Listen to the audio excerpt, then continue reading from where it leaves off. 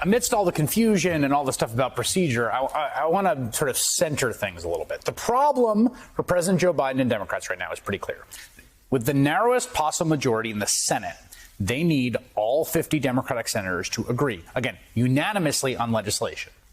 And two Democrats have emerged as the face of opposition to the party's agenda. There's West Virginia Senator Joe Manchin and Arizona Senator Sinema. Now, say what you will about Senator Manchin, but he represents a state Donald Trump won by nearly 40 points in 2020, and he also has explicitly articulated the basis of his opposition to the current Biden agenda proposal. He thinks $3.5 trillion price tag, again, over 10 years, and also that's just the spending side, not the taxes side. He thinks that's too high. He wants more means testing and work requirements to limit the scope of some of the benefits of the bill. And I think he is dangerously, destructively wrong about the substance and the politics. But at least those are tangible demands. To quote the Big Lebowski, at least it's an ethos. When it comes to Senator Sinema, we don't know exactly what her objections are. In fact, not entirely clear she's invested in advancing the agenda at all. And her tenure in the Senate has essentially been, well, quite focused on looking out for wealthy and special interests at the expense of her constituents. Like during last year's summer recess, a time when most senators spend with their families and their districts, instead, Sinema attended a paid winemaking internship in California at a winery that also held a fundraiser for her campaign, run by a founder of one of the country's largest private equity firms, a firm which donated $6,800 to her campaign.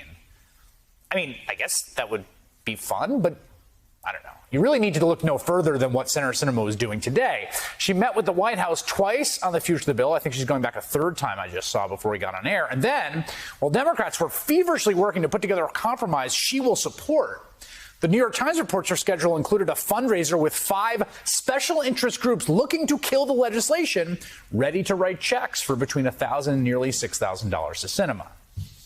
Now, I may not agree with Senator Manchin's politics, but it does seem like he is articulating things he wants and is trying to get to yes. Senator Sinema, on the other hand, has been spending her time basically alternating between a vineyard internship and getting checks from lobbyist groups.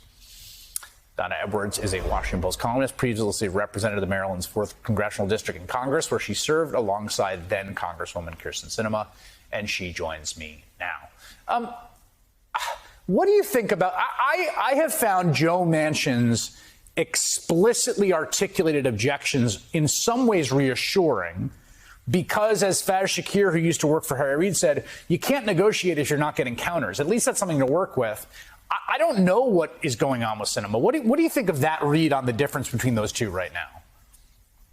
Well, I think you've got it exactly right. I mean, it does seem to me that at least publicly, Senator Manchin has articulated his concerns with the legislation and is actively working to try to negotiate. I think that he wants to get to yes. And, you know, my concern about Senator Sinema, apart from the fundraising, which I think is very, very problematic, one of the reasons that we need the For the People Act to pass. But if you look at the voters in Arizona, this is overwhelmingly supported by a majority of voters in Arizona.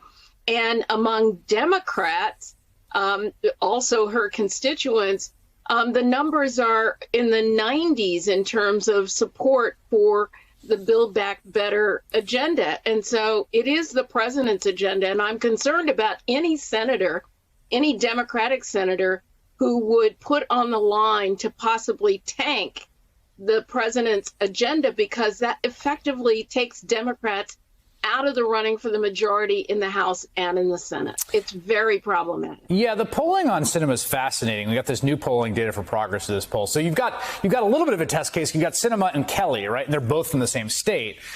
They have similar overall numbers, but Kelly's very, very approved by Democrats and very disapproved by Republicans. Sinema has much lower approval among Democrats, higher approval against Republicans, although when you are in a race against a Republican, it's unclear how much that's going to help you. And they both won their seats, right? So these are different approaches here. As someone who served with her in the House, do you have a read on what's the deal? Well, I mean, my experience of Senator Sinema when she was in the House is that she did spend a lot of time, caucusing with Republicans, even on very minor issues. And so I think this is a long-standing problem, and it is, it's a challenge, I think, for the majority leader, for Senator Schumer, in trying to make sure that there are 50 votes in support of the Build Back Better plan, as well as the infrastructure that's already passed. And so I don't know what the answer is, but I do think part of the answer is Arizona voters calling her to task. I mean, you look at that wide gap between her and Mark Kelly, who's up for re-election next year. Senator Sinema is not up until 2024, but her numbers have been going progressively down over this last year, from her vote on the minimum wage to where she is right now.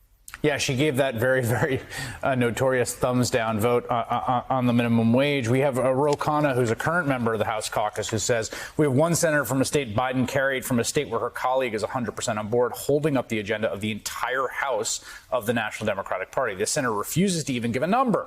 So here's my question. When is the Democratic Party going to tell a single senator it's time to get behind our president, it's time to get in line? I mean, the issue here is, that is true. That is the equation. The problem is, senators they're not, you can't tell them what to do. Chuck Schumer is not their boss. Well, when I talk to both House Democrats and Senate Democrats, they're incredibly frustrated, particularly with Senator Sinema. They feel like they can work with Senator Manchin. We know that number from $3.5 trillion is going to be something different. We heard Speaker Pelosi say that, but they're not really sure what to do right now with Senator Sinema. And I do think that among Democrats across the country, and certainly in Arizona, this is not going to go down very well if the president's agenda is not passed. Yeah.